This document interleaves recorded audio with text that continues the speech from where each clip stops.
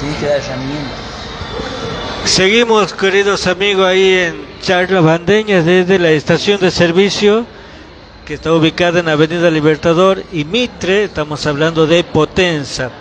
Bueno, hace un momento estábamos hablando con Miguel Coria y seguimos con otro Miguel, en este caso Miguel Díaz Gómez, profesor aquí en la ciudad de La Banda de uno de los establecimientos importantes que tenemos, como es el Colegio Jesús el Maestro. Bueno, aquí en La Banda enseña hace bastante tiempo ya, Miguel. Te invitamos a que tome el micrófono. Ahí está Miguel Díaz Gómez, licenciado, me parece que también en historia, o profesor nada más, no me acuerdo bien. Bueno, en primer lugar, buenas noches, Mauricio, el amigo Toledo, Carlitos. Muchas gracias por permitirme estar en el programa. Soy licenciado en Ciencias Políticas y profe de Historia, profesor de Historia. Bien, y está trabajando, ¿no?, con los jóvenes. Nosotros lo conocemos a Miguel porque él ha hecho un trabajo durante mucho tiempo con los jóvenes a través de la Dirección de la Juventud, valga la redundancia. Pero ahora también está trabajando en un proyecto que busca que los chicos, además de conocer algo de la rica historia que tiene la Argentina en la parte política, vaya generando también otro tipo de aprendizaje. Sí, y esto tiene que ver, como decíamos recién, brevemente, como en una especie de continuidad de lo que ha sido la etapa previa a las elecciones, como es el voto joven. Ahora vinculado a los partidos políticos y la representatividad. En líneas generales, ¿a qué se refiere cuando hablamos de eso? Bueno, para poner en contexto de lo que acaban de decir ustedes, yo doy el espacio curricular de Ciencias Políticas. Dentro del programa de Ciencias Políticas siempre he abordado el tema de los partidos políticos, cuál es el rol de los partidos políticos en la vida democrática, pero para ello también hay que hablar sobre el voto, continuando lo que es el voto joven, pero en este sentido tratamos de darle a los jóvenes, lo digo desde mi espacio, con la total humildad, brindarle la concientización, generar conciencia de la importancia que tiene ejercer un derecho político como es el voto. Yo no busco solamente a que aprueben, porque creo que más allá de que estamos dentro de un espacio de desarrollo de una materia y dentro de una institución educativa y cuáles son las reglas, pero uno va más allá de eso, busca generar la conciencia ciudadana. El lenguaje en la política se ha modificado. Décadas atrás se hablaba de diferentes partidos políticos, de 3, 4 o más partidos políticos. Hoy se habla, no se mencionan a los partidos, sino se habla directamente de conformar frentes o espacios políticos, como se denominan. O sea, como que se ha desdibujado, entre comillas, lo que era en esencia 20 o 30 años atrás un partido político. ¿Vos cómo lo planteas el tema? Bueno, si vamos con lo que acaba de decir vos, si vamos a hablar sobre desde mi humilde opinión, esto viene desde el menemismo, cuando Carlos Saúl Menem comienza a traer personajes deportistas de la farándula a insertarlos en los partidos políticos como candidatos. Podemos recordar un deportista que ha sido Daniel Scioli, digamos, en su momento, ¿no? Y creo que a partir de lo planteado en el menemismo, como esta impronta de personas que se han desarrollado en otros ámbitos fuera de la política, ahí también comienza a llevar a que hoy por hoy los partidos políticos queden en segundo plano, ¿sí?, en el momento de buscar una representatividad, porque se busca al candidato. O sea, vos estás, si interpreto bien, estás haciendo referencia que con el paso de los años los partidos políticos se fueron desdibujando para darle lugar al personalismo. Ya no es un partido, es una persona. No, exactamente. Yo creo, vuelvo a repetir, es mi humilde opinión, no significa que sea la verdad. Y yo creo que es lo que veo, hoy por hoy veo que se vota más al candidato y no se tienen en cuenta los principios de un partido político. Hemos visto, más allá que hay frentes, hemos visto candidatos que han asumido con un partido y durante su mandato han transitado y han pasado hacia otro partido. También eso se ha visto, se ve mucho, o que hoy por hoy yo estoy en un lugar que obviamente no es una crítica, sino que también uno dice, bueno, cambia su forma de pensar, que está bien, pero ¿qué pasa con aquella persona que lo ha votado, que ha votado ese partido político, que ha votado las bases de ese partido político, y este candidato que ha asumido en este partido político va y durante su mandato jura o cambia de banca? Claro.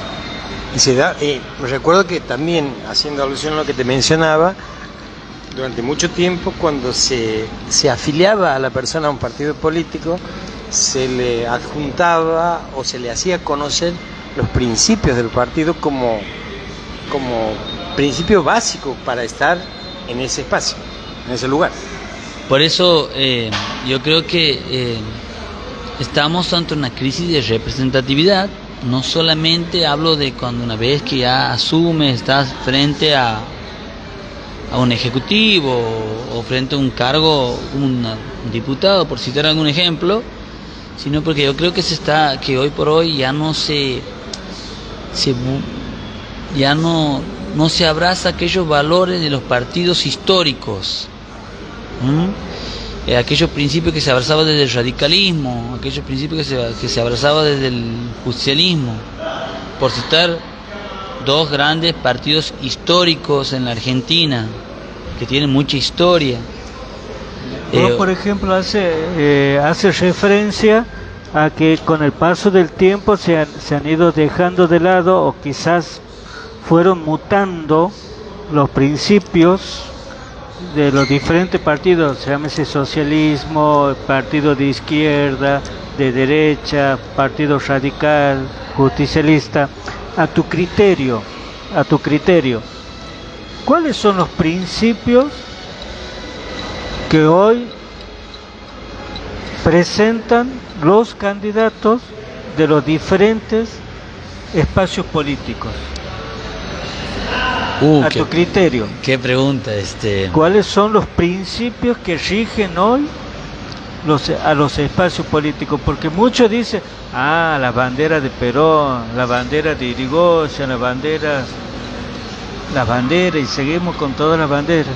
Pero a tu criterio, ¿cuáles son los principios que hoy rigen a los espacios políticos? Yo creo que, digamos, por ejemplo, que siempre me ha llamado la atención eso, que candidatos de diferentes partidos políticos plantean como su carta de presentación la honestidad. Y yo creo que yo no puedo ponerlo como dentro de mi currículum, digamos. Yo creo que la honestidad como valor está incorporado en mí. Eso va con la persona más que con el dirigente político. Tal cual. Porque, a ver, yo antes de verlo como se desempeña como dirigente político, analizo la persona. Porque yo tengo que ver si está a la altura esa persona cuando llegue a ser, esté frente a un ejecutivo o frente a un área o un ministerio o qué sé yo, algún cargo, una función pública, de administrar correctamente mis recursos. La corrupción se ha instalado de manera tan fuerte en la sociedad que ser honesto pasa a ser distinto, una especie de ser excéntrico dentro de la política. Claro. Cuando años antes era algo habitual, digamos. Vuelvo a esto, a ver, yo creo que estamos como sociedad, hay una fuerte crisis de valores. Estamos viviendo en una sociedad donde hay muchísimas crisis de valores que hoy se resalta aquel que hace lo correcto. Por ejemplo, que yo encuentre en la calle, por citar un ejemplo, un celular que no es mío y lo devuelva, se destaca el hecho que no está mal que se lo destaque, no es una crítica, pero eso también nos llama la atención. ¿Por qué lo destacamos? ¿Qué hace la representatividad de un dirigente o de un partido político? ¿Qué aspecto tiene que tener para ser representativo? Y bueno, yo creo que los dirigentes políticos hoy tienen un gran desafío, y como nosotros como sociedad también, que vivimos en una Argentina tan asimétrica que duele mucho. Hace rato veía que han viralizado un tiktokero, como se dice, donde él viraliza de que un jubilado andaba vendiendo encendedores. Y esa Argentina duele. Y duele mucho. Entonces, como los dirigentes políticos, los funcionarios, los que hoy están al frente de la administración, tienen una gran misión, que es reconstruir el tejido social de esta sociedad que está muy dividida, muy lastimada, y comenzar a que lo anormal no sea normal, ¿sí? Y que empecemos a sentar bases para que realmente se instale la justicia social, que no es propia del peronismo, ¿sí? No es propia de un partido, que yo lo puedo abrazar como doctrina, que no está mal, pero a la que debemos perseguir cada uno como ciudadano. Y obviamente tienen mucho más responsabilidad aquellos que están al frente de la administración, de su lugar, de su cargo. Bien. Miguel, cuando vos estás conversando con tus estudiantes, Sí. De diferentes temas, y tocan lo que decía Mauricio, la cuestión de la representatividad, ¿cuál es la inquietud que los estudiantes te trasladan a vos y que de manera constante preguntan? Porque quizás con una explicación no basta, no se sacan la duda. Si es que al estudiante le preocupa de verdad, entonces son dos los aspectos que toco. Primero, lo primero, ¿qué es lo que el estudiante te pregunta constantemente? Eso por un lado. Y si realmente al joven bandeño, al estudiante bandeño, le preocupa la realidad que nos toca vivir hoy. Bueno, al ser un curso bastante homogéneo, yo encuentro diferentes planteos, inquietudes, actitudes. Hay chicos que sí, que obviamente me preguntan y me preguntan, con mucha preocupación, angustia. Hay otros chicos que es la indiferencia, pero la indiferencia no porque no le interesa el tema, porque tal vez le cuesta aún más expresarlo o preguntar que a aquel que sí lo pregunta. Es lo que yo, desde mi lugar, con todo respeto, lo digo, lo analizo, digamos. Bueno, la inflación nos golpea a todos, a algunos más, a otros menos, y es una realidad que ellos no escapan. Ahora yo como docente sí me duele muchísimo que mis alumnos y de diferentes generaciones sigamos tratando ese tema de la inflación y cómo nos afecta. Miguel, a mí me da la impresión, porque trato con los jóvenes, que los jóvenes les preocupa el relato que van haciendo los partidos políticos y los dirigentes, o lo que se conoce en la jerga como un doble discurso. Por un lado dicen algo, pero en la realidad ellos ven y lo dicen sin ningún tipo de prejuicio, sin nada, lo que pasa, lo que les sucede y lo que ellos están viendo que en muchos casos que no tienen un futuro, digamos, próximo que sea alentador. Y los gobiernos, no importa el gobierno que sea, dicen otra cosa, dicen que no, que es al revés. Sí, hay un gran descreimiento de la dirigencia política, primero en principal. Hay una gran preocupación por su presente y su futuro, lo cual, bueno, muchos lo canalizan de involucrarse, que uno los alienta a involucrarse, no importa el espacio político. Yo siempre en eso no hago política partidaria, porque actualmente no estoy en ningún partido político, nunca lo he hecho tampoco, pero sí creo que uno tiene que brindarle las herramientas para que generen ciudadanos pensantes, que vos puedas, que no compre muchas veces lo que un discurso, sino que no es, que esté ese estudiante o ese alumno no esté alejado de la realidad, digamos. ¿Vos crees que los jóvenes, muchos jóvenes tienen el pensamiento de que se involucran en política para conseguir algún beneficio, algún cargo, algún plan o lo que fuere, que no está mal porque está planteado desde una necesidad, pero me parece que no tienen esa mirada de transformación que debe tener un partido político? Y yo lo que voy, como bien dice vos, Mauricio, a ver, puede haber dirigentes jóvenes en la política, hoy por hoy pueden estar ejerciendo cargos, que es importante y que uno aplaude eso, pero replican los mismos modelos. No sé si me hago entender. Replican la misma. Puede haber, no me refiero a las ideas, me refiero a que replicas la estructura partidaria o la forma en que se obtiene se accede a un puesto de trabajo o a algo que esté buscando, son las mismas. Entonces, la impronta de gente joven no modifica una estructura que ya está probada, que se viene replicando de generaciones en generaciones y que se sigue repitiendo, digamos. Sí, ¿hay renovación? Sí hay renovación. Pero si vos no modificas las prácticas políticas, ¿de qué te sirve la renovación? Claro.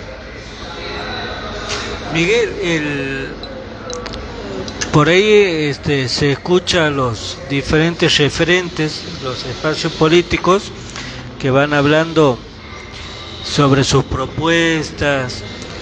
Obviamente muchos referentes también se preocupan por lo que supuestamente expresan los jóvenes, de que se quieren, una vez que terminan los estudios, se quieren ir del país.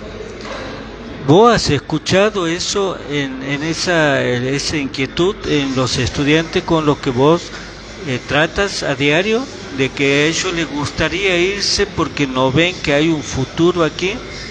¿Observas ese pensamiento también en Santiago o en la banda, o es simplemente un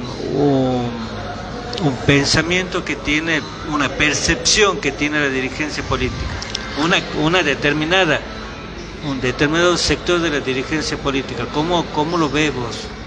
Y sí, yo estos últimos tiempos, estos últimos años, veo la inquietud de los chicos de irse, los que pueden y los que realmente no pueden, pero digamos como que lamentablemente ellos ven o sienten que se les está robando el futuro. Aquí hay que hablar y nos hacemos cargo de como sociedad somos muy responsables, pero vuelvo a traer el tema. Aquí hay una responsabilidad doble de aquellos que han conducido los destinos de un país que le han robado el futuro de muchas generaciones, no solamente el presente. En ese contexto entra un poco, digamos, hablando en criollo, calza la idea de tu del proyecto educativo que tienes, porque, a ver, cómo incide los partidos políticos también en la construcción de una idea de país, cómo inciden los partidos políticos en la construcción de un pensamiento en un joven o en un adulto.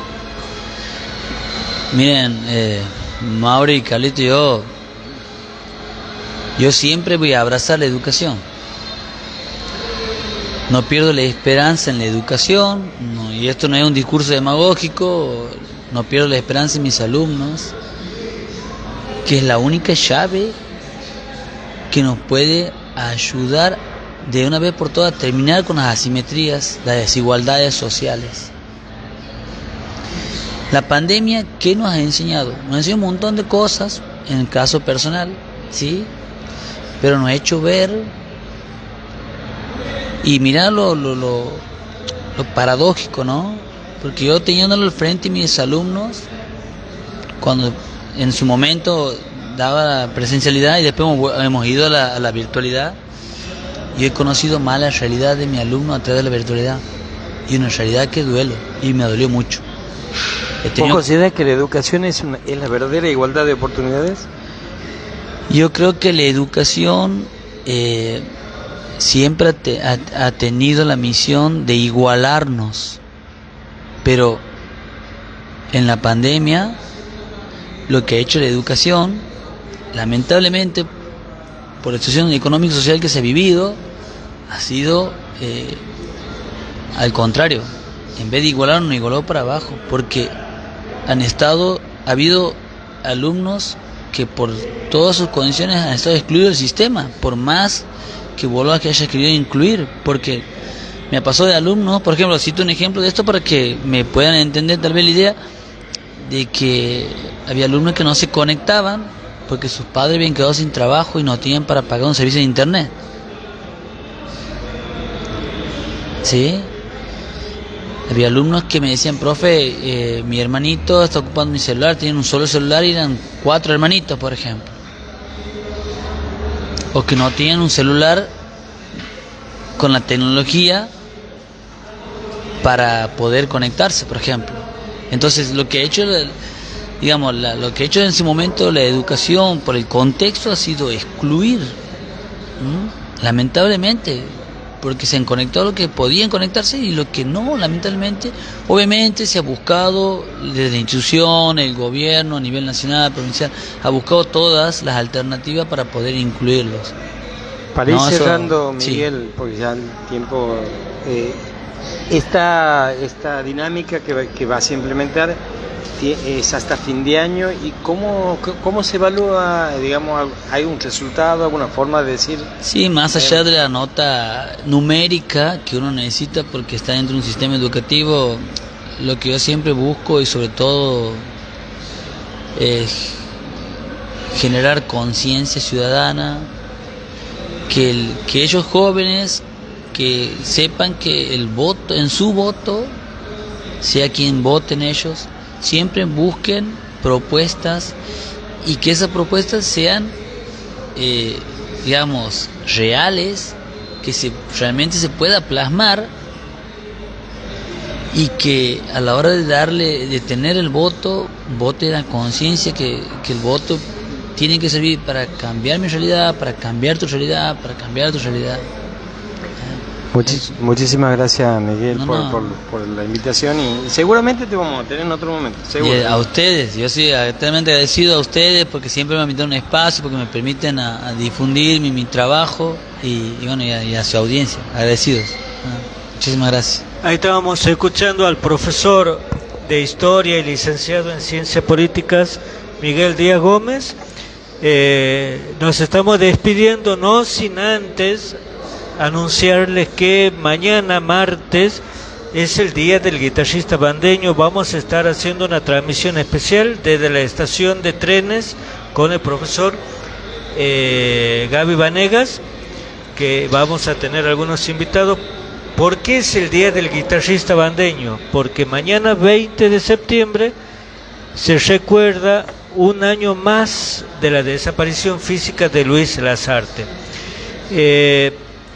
Y reiterarles el viernes para que vayamos lo que podamos, 7:30 de la tarde, a la TV Cultural a presenciar la presentación del libro de Miguel Coria, ¿no?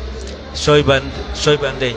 Así que estuvimos hoy el compañero Mauricio Ledema, Ciudadano Web, Carlos Toledo, Mariela Lizondo de La Banda Diario. Sí, Miguel así la noche de los Migueles, ¿no?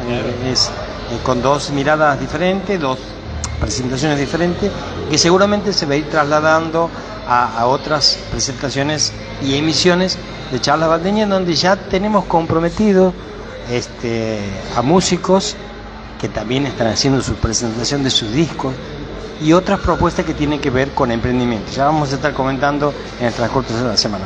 Nos encontramos el próximo lunes. Que tengan muy buenas noches. Esto ha sido Charlas Bandeñas.